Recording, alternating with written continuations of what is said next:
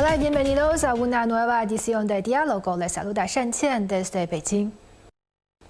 El 22 de noviembre se celebra en Sudáfrica la 20ª cumbre del G20. Bajo el lema de solidaridad, equidad y sostenibilidad, la cumbre no solo encarna las aspiraciones de desarrollo del continente africano, sino que también se refiere a la visión compartida para la recuperación económica mundial y el perfeccionamiento de los sistemas de gobernanza.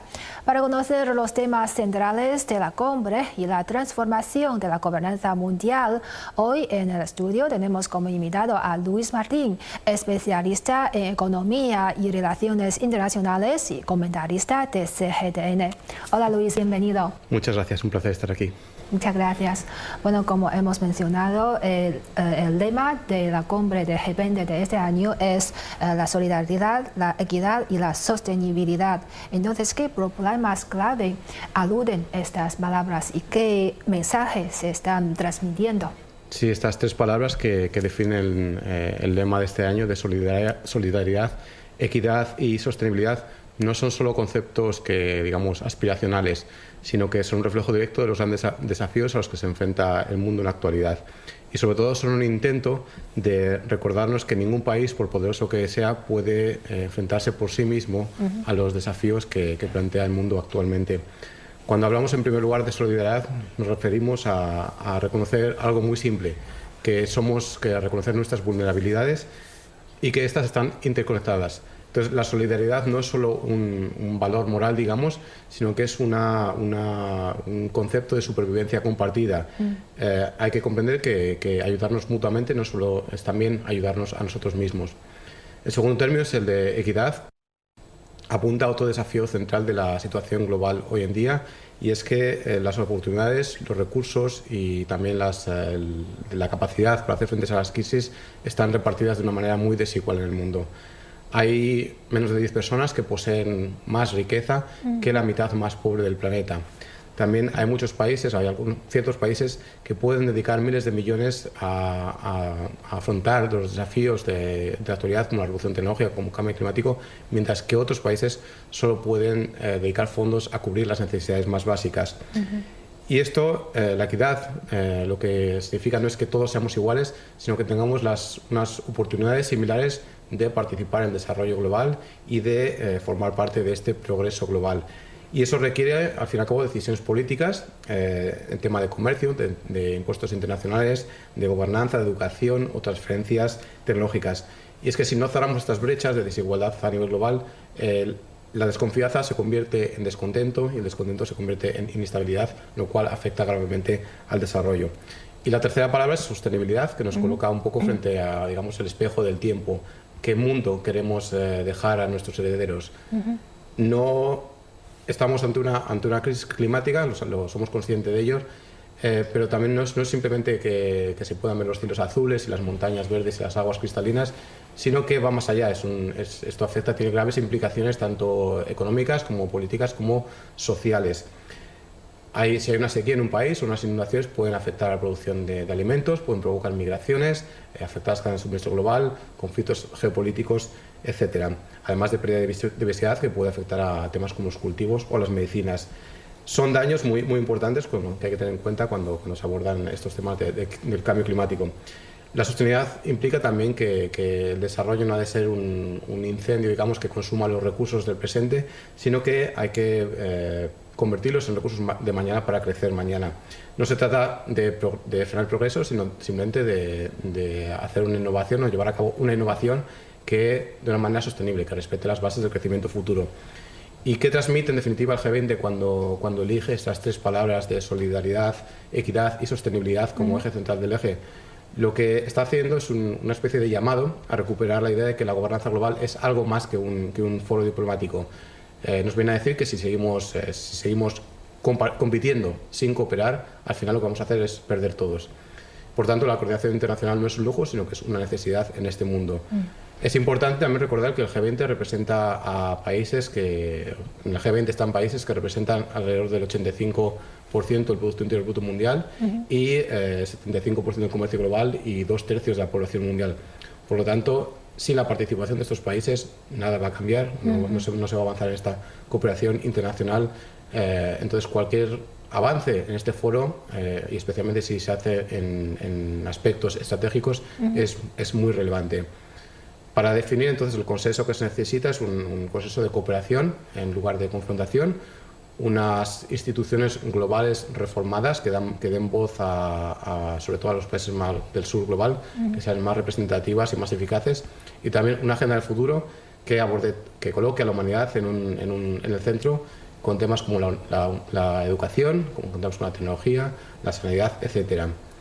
Bueno, en esta ocasión la cumbre de G20 aborda varios temas de discusión. Entonces, ¿en qué áreas creen que se concentran sus prioridades y creen que estas prioridades corresponden a las necesidades de desarrollo para los países en vías de desarrollo?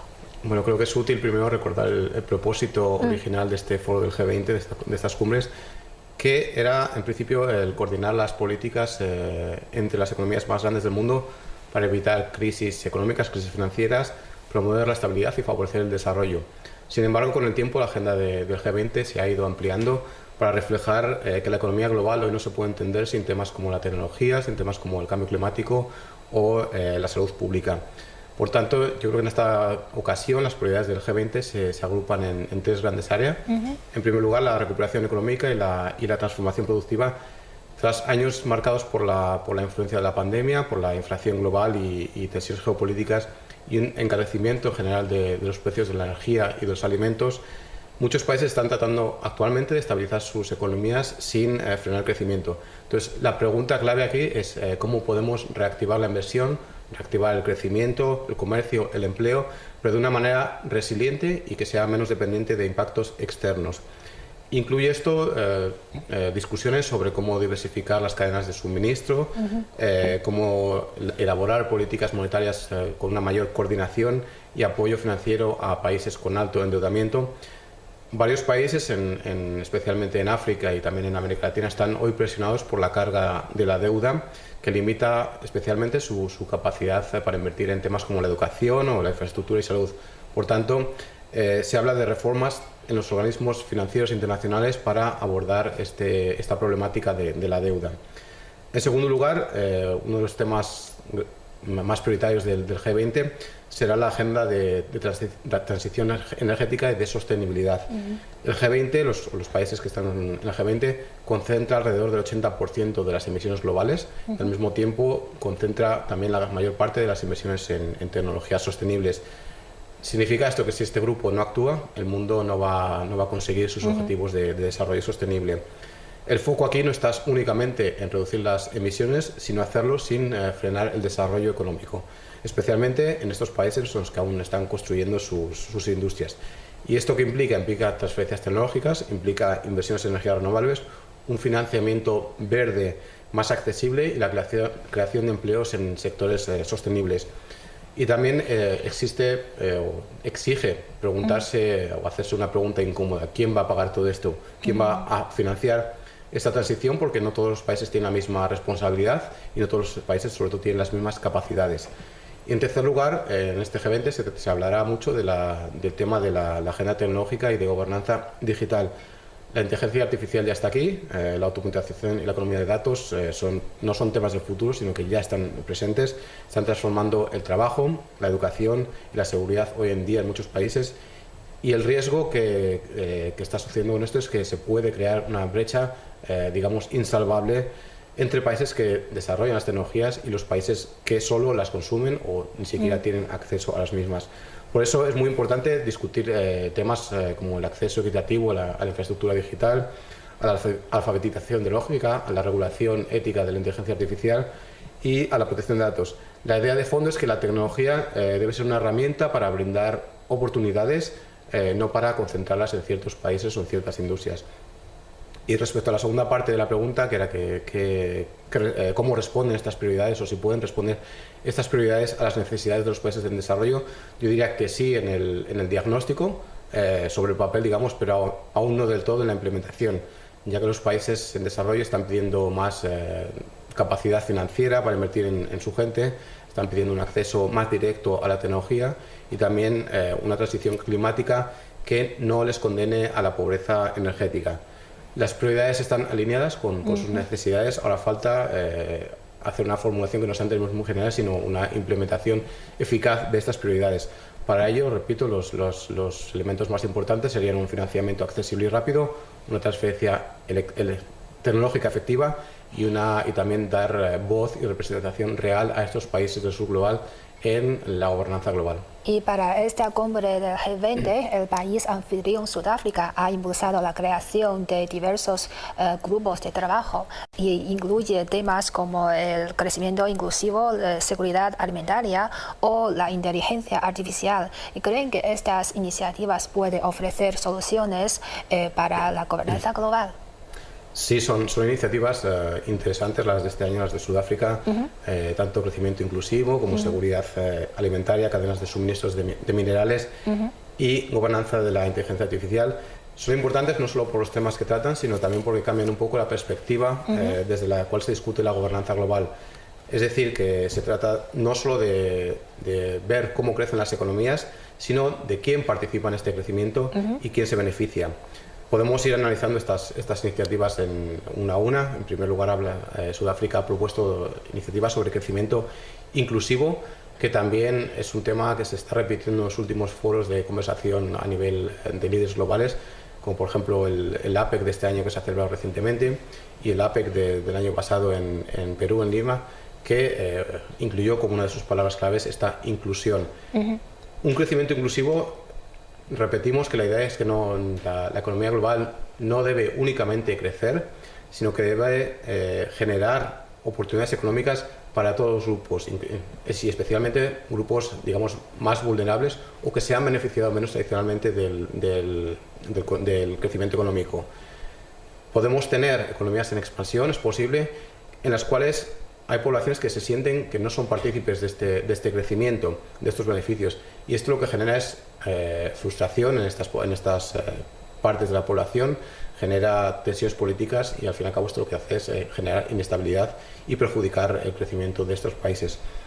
El grupo de trabajo de este G20 sobre crecimiento inclusivo busca centrarse no únicamente en indicadores macroeconómicos como el PIB o las tasas de inversión, sino en cómo se distribuyen estas oportunidades, el acceso a educación, a empleo digno, de protección social, participación de las mujeres en la economía y de los jóvenes también. El enfoque, si se convierte en compromisos concretos, lo que va a hacer es reorientar las políticas de desarrollo hacia lo que realmente fortalece a las sociedades. Otro de los conceptos o de las prioridades de Sudáfrica ha sido la seguridad alimentaria. Es un tema no únicamente agrícola, producción agrícola, sino que ha sido siempre un tema geopolítico, de estabilidad política de un territorio y de más regiones a nivel más grande del mundo. Los efectos del cambio climático, las guerras o los problemas en algunas rutas marítimas y la concentración de la producción de granos, por ejemplo, en ciertos países, han mostrado lo vulnerable que son muchos países a cualquier disrupción en este sistema de distribución de oferta.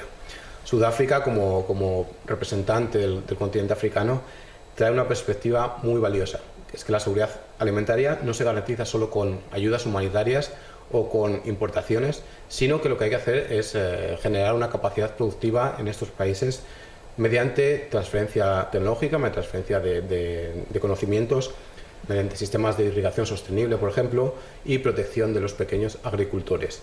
Y el valor de esta iniciativa es que pone la seguridad alimentaria en el centro de la conversación global y especialmente es importante para el sur global. Otros temas que está tratando Sudáfrica, por ejemplo, que está introduciendo en la agenda como prioritarios, es la cadena de suministro de minerales críticos. Estamos hablando de minerales como el litio, como el níquel, el cobalto, el cobre o las tierras raras. Son, como sabemos, en los últimos meses se está hablando muchísimo de este tema, son la base de las industrias de nuevas energías, las bases de baterías, de autos eléctricos y de la transición energética en general. Sudáfrica propone algo que se antoja fundamental para el futuro, es que hacer las cadenas de suministro más equitativas. Significa no solo extraer, sino transformar localmente, desarrollar industria, empleo y tecnología en estos países donde hoy únicamente se proveen materias primas, y garantizar que la transición verde no reproduzca o incluso exacerbe las viejas formas de desigualdad que se han perpetuado durante décadas o siglos. Otro tema que también ha incidido Sudáfrica o está incidiendo Sudáfrica es la inteligencia artificial y la gobernanza tecnológica a nivel global. Está obviamente transformando la productividad, el empleo y la información, pero existe también un riesgo de que se convierta en una industria que concentre el poder en ciertos países, controlada por pocos países o por pocas empresas en un caso extremo. Lo que Sudáfrica y el sur global en general están pidiendo es que tener voz en esta gobernanza de la inteligencia artificial, que no se convierta únicamente en un diálogo entre grandes potencias tecnológicas, sino en un proceso abierto, mucho más democrático, donde se garantice que tienen acceso a infraestructura digital, acceso a capacitación y alfabetización tecnológica y a la elaboración de normas éticas que protejan sus derechos, a transparencia en los algoritmos y a la soberanía en la recolección y uso de los datos. Si la inteligencia artificial se desarrolla únicamente por el llamado norte global o por ciertos países, se amplía esta brecha, y lo cual no permite al sur global subirse al carro de esta revolución, pero sin embargo si se diseña con participación amplia puede convertirse en una herramienta para cerrar estas desigualdades que se perpetúan durante décadas. Sí, la cumbre del G20 de este año por primera vez propone ampliar el marco común para el tratamiento de la deuda a países ingresos medios. ¿Y por qué cree que es necesario esta ampliación? Bueno, es muy necesario este foco en la ampliación del marco común para el tratamiento de la deuda a países de ingresos medios, porque es una decisión estratégica y sobre todo muy oportuna. Hasta ahora este mecanismo se utilizaba únicamente para países con ingresos bajos o muy bajos, con situaciones de endeudamiento externo. Sin embargo, en los últimos años la realidad económica mundial ha cambiado, como sabemos, de manera significativa, y con ella ha cambiado el mapa de la vulnerabilidad financiera. Es necesaria esta ampliación porque hay muchos países ya de ingresos medios en continentes como África, como América Latina o como Asia, que se están enfrentando a unos niveles de deuda que limitan gravemente su capacidad para invertir en desarrollo. Lo preocupante es que muchos de ellos además concentran grandes poblaciones, son mercados emergentes muy importantes y además algunos de ellos desempeñan papeles claves en las cadenas de suministro mundiales. Por lo tanto, si estos países entran en una crisis financiera, en una crisis de deuda, no es únicamente un problema local, un problema de estos países, sino que la inestabilidad se puede transferir a la región en la que se encuentra o incluso al mundo en su contexto. ¿Qué significa ampliar el marco común? Concretamente, significa que procesos de restauración, de reestructuración de deuda se vuelvan más coordinados, más transparentes, más predecibles y con participación tanto de acreedores públicos como privados. Y esto es clave, ya que la financiación de la deuda no se debe únicamente a organismos multilaterales o a países, sino que también se debe a fondos de inversión, a bancos o a acreedores comerciales. Y es que sin esta coordinación necesaria, cada vez que se entra en un proceso de refinanciamiento, de reestructuración de la deuda, que es una cosa que ocurre cada año, cada pocos meses, se genera una enorme cantidad de incertidumbre, se generan litigios y negociaciones paralizadas que paralizan las economías que sufren esta deuda. Y el impacto de esta reestructuración del marco común para el tratamiento de la deuda podría ser muy importante para la estabilidad económica mundial. En primer lugar, porque aportaría estabilidad financiera a nivel global. Evitar una crisis de deuda significa evitar recesiones profundas, evitar devaluaciones de monedas bruscas, controlar una inflación y evitar también colapsos bancarios. Y sabemos por experiencia, desde la crisis asiática hasta la crisis del euro, que cuando un país cae, los efectos se contagian rápidamente a otros países.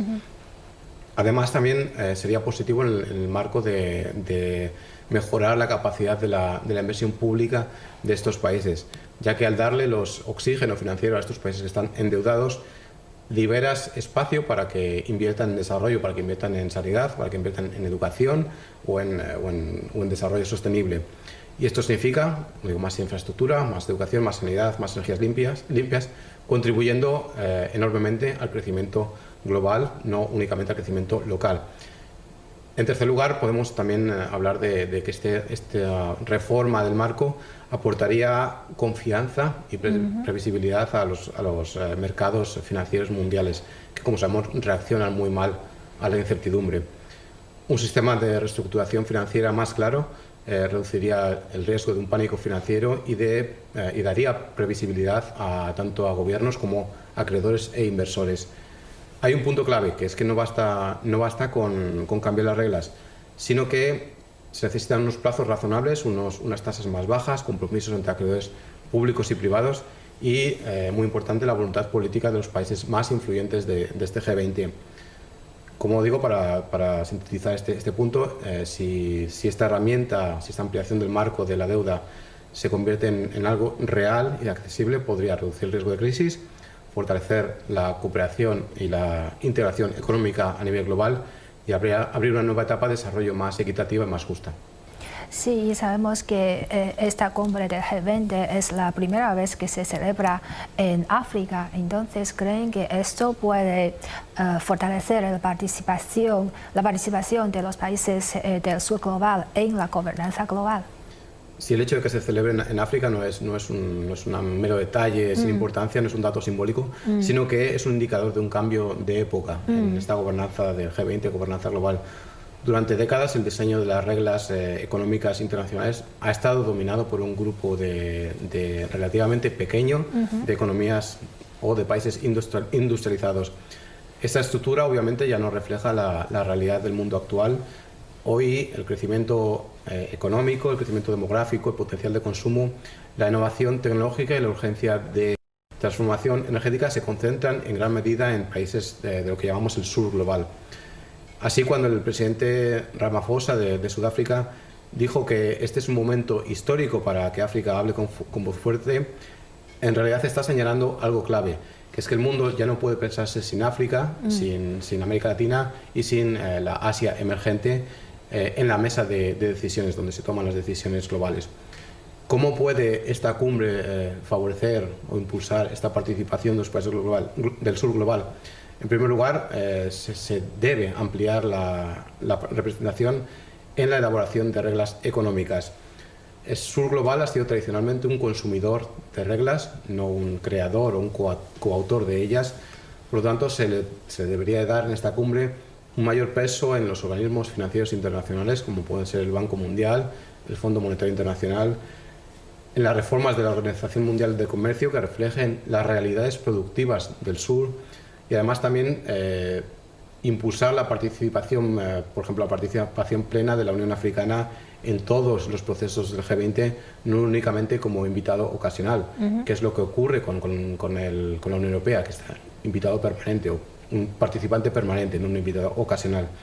Y esto no es solo justicia política, sino que es eficacia, ya que cuando las reglas funcionan mejor, cuando todos se sientan a la mesa a decidirlas.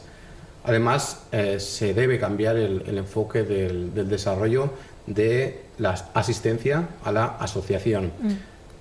Durante mucho tiempo la relación del mundo, digamos, con África se entendió en términos de ayuda, de asistencia, no de cooperación económica y estratégica. Pero África hoy es el continente más joven del mundo, tiene un enorme potencial en energías renovables y es un actor clave en industrias como los minerales críticos para la transición verde. Además, también es un mercado, obviamente, en expansión. Por tanto, fortalecer la participación africana significa pasar de una lógica de dependencia a una de alianzas horizontales, coinvirtiendo en industrias, en tecnología, desarrollando cadenas de valor regionales, además promoviendo transferencias de conocimiento, impulsando infraestructura digital, infraestructura logística, es decir, construyendo una capacidad interna en lugar de importar soluciones externas. Además, es importante también el tema de diversificar los centros de liderazgo. El sistema internacional del siglo XX, después de la Segunda Guerra Mundial, ha estado organizado en torno a unos pocos polos de poder, de decisión. Pero el siglo XXI, en cambio, es más multipolar. El G20 se celebra en Sudáfrica, representa un mensaje claro, que el liderazgo global no es patrimonio exclusivo de un grupo de países, sino que es un espacio abierto y en construcción. Y esto significa que los países del sur propongan sus agendas que compartan experiencias exitosas de desarrollo, de industrialización, de transición energética y que consolide, en definitiva, la voz colectiva del sur global en cuestiones globales. Sí, en esta ocasión la cooperación entre China y los países africanos vuelve a ser un tema importante para esta cumbre. Entonces, ¿en qué áreas creen que se puede profundizar la cooperación entre las dos partes? Bueno, históricamente, en los últimos años, la cooperación entre China y los países africanos ha estado asociada más a temas de infraestructura, de energía y de comercio. Y este ha sido, digamos, el primer capítulo de la relación entre China y los países africanos a través de carreteras, a través de puertos, de aeropuertos, redes eléctricas o redes de telecomunicaciones. Es decir, construir una cierta capacidad física. Sin embargo, lo que estamos viendo ahora, en este año especialmente, es el inicio de un segundo capítulo donde el eje se desplaza más hacia la economía digital, hacia la innovación y la tecnología aplicada. Y esto puede tener un impacto muy profundo en el desarrollo africano y también en el desarrollo de China. Se está pasando en la economía digital de usuarios, los países africanos están pasando de usuarios a productores. África es el continente con el crecimiento más pronunciado, más rápido en conectividad móvil. Eso abre la puerta a transformar la cooperación con China en 3 direcciones, básicamente. En infraestructura digital avanzada, con establecimiento de centros de datos, de fibra óptica, de redes 5G, en el futuro redes 6G, y también plataformas de operación en la nube. La clave no es únicamente conectar, sino también crear la capacidad local de almacenamiento y de procesamiento de datos. Además, se puede cooperar en temas de servicios financieros digitales. China sabemos que tiene una de las experiencias más desarrolladas del mundo en pagos móviles, que utilizamos en nuestro día a día para cualquier cosa. En África, millones de personas aún no tienen acceso a bancos, por lo cual un acceso a pagos móviles está revolucionando y tiene un potencial enorme para revolucionar el acceso al crédito, el acceso al ahorro y el acceso a transferencias. La transición importante que se está realizando es que África no debe ser únicamente un mercado consumidor de productos y servicios digitales, sino que debe ser un productor de sus propias soluciones. La cooperación con China puede ciertamente acelerar esta transformación. En temas como la inteligencia artificial es muy importante proceder a la adaptación local y a la soberanía tecnológica. La inteligencia artificial no es únicamente una tecnología, sino que es una infraestructura de poder. Digamos, quien controla la inteligencia artificial controla la productividad, controla la seguridad, educación y datos. No es cuestión, para África no es únicamente una cuestión de que se puede quedar al margen, sino que ha de decidir cómo participar. Y aquí la cooperación con China podría promoverse en 2 sentidos. En primer lugar, ya se está haciendo la aplicación de inteligencia artificial en sectores estratégicos, como puede ser la agricultura inteligente, el diagnóstico médico remoto, logística de transporte y monitoreo ambiental. Son áreas donde la inteligencia artificial puede resolver unos problemas muy serios y muy concretos de desarrollo.